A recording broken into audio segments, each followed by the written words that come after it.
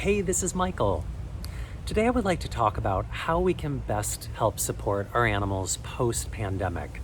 Over the last year since the pandemic began, I've met many people who have adopted new animals because they were in lockdown, working from home, and they felt this was the perfect time and opportunity. They'd be at home to dedicate to their animal, to train the animal, to get to know them, to bond. And as the year progressed, they were suddenly feeling overwhelmed and over their head because the animal was starting to experience behavioral challenges. And the human didn't understand what the wants and needs of their pet were. And so they start getting even more worried and stressed. And then as the year has progressed and we're now slowly moving out of lockdown, many areas around the world are starting to open up and loosening things, and people are going back to work and going out and socializing. People are finding that they're facing even more challenges, especially with separation anxiety. I have a lot of people telling me they don't want to leave their house because their dog, or sometimes even cat, freaks out every time they leave, even just for a few minutes. Or there are reactivity issues with strangers because the dog hasn't had the opportunity to socialize with people because everybody's been so isolated, or with other animals.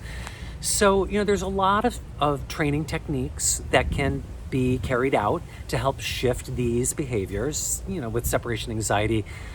Taking it slow and leaving in very slow increments, being calm when you leave the house and not making a big deal out of it, leaving for a few minutes and coming back and returning and not making a big deal, and then slowly extending the time by 5 minutes, 10 minutes, 20 minutes, an hour. So you're gradually building up the dog's comfort with you being gone, and feeling like it's almost like a job that there's to be calm when you leave the house, or exercising your dog mentally and physically before you are leaving, or before strangers come in the house, or before engaging with other animals. So they've sort of gotten that energy out so they can be more agreeable and behaved when they're engaging with other people. So there are a lot of different training techniques that of course can be carried out.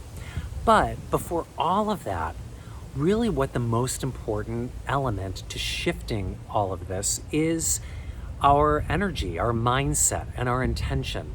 Because, with this whole pandemic, so many people have been attached to the story of the past year and have been labeling their animal, my COVID pup, my pandemic pup, my lockdown dog, my lockdown relationship, my isolation cat. There are all of these terms, these labels, and then there's the story. I was working from home and I adopted this dog. I rescued the dog because I really wanted to rescue a dog, and now the dog has got severe separation anxiety because we've been in lockdown and I haven't been able to engage with people. There's this whole story that people will start sharing, and then other people hear the story and identify with it, and they're like, oh yeah, that's me too.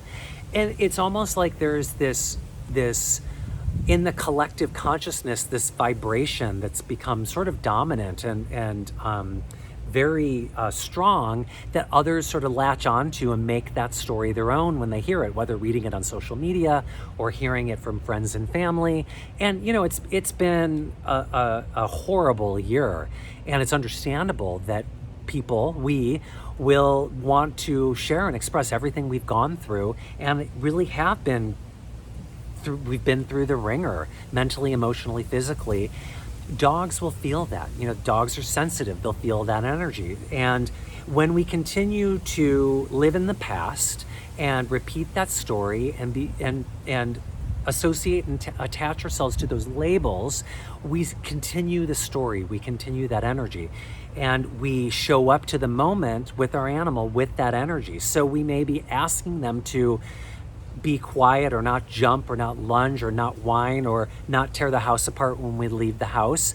But the animal's getting mixed signals because we've got the emotion from the past attached to the story. And we're still identifying them as the COVID pup or the pandemic dog or whatever it is. And the dog doesn't really have a chance to really get a clear understanding of what is needed, what's balanced, and what the clear leadership and direction is that you really would like them to understand, but it's like the signals are getting crossed. So getting really clear on where your energy is in this moment, because animals live in the moment. They're not in the past. They're not focused on the future. And so showing up into the moment, getting clear of where your energy is. Are you caught up in the emotion of the past, or are you really stuck in your head trying to fix things or make things work, or why isn't this working? Why can't I leave the house to just go get some groceries without the dog freaking out? Or are you connecting into your instincts, where your animals primarily reside and thrive? When we connect into our instincts and recognize that our energy is affecting them, and we take the reins of our energy and create a clear intention of being very present in the moment and letting go of the story and labels, and connect in with a vision, a feeling, and a frequency of what we would like to experience with our pets. So peace when we leave the house, that they are calm and agreeable, that they are balanced, that they are sweet, that they are totally friendly with strangers and other dogs and animals, and with the UPS guy and the Amazon woman and the mailman.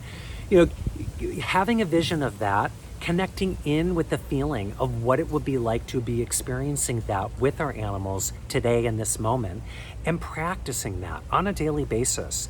It could be through a deep meditation. Meditation is always a fantastic way of shifting our thoughts, feelings, emotions, and really bringing us into the present moment where we can best serve our animals. But it could also just be some, a deep breath work, and just taking a few minutes to just visualize what we would like our animals to do, be, have, and how we would like them to live, and how we feel with them listening to us, following us, how we feel as their calm, confident leader.